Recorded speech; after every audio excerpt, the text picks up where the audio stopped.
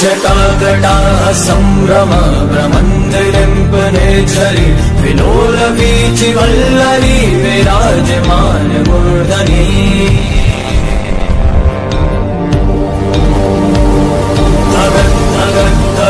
ज्वलल्ललाट पट्ट पावके किशोर चंद्रशेखरे रति प्रतीश।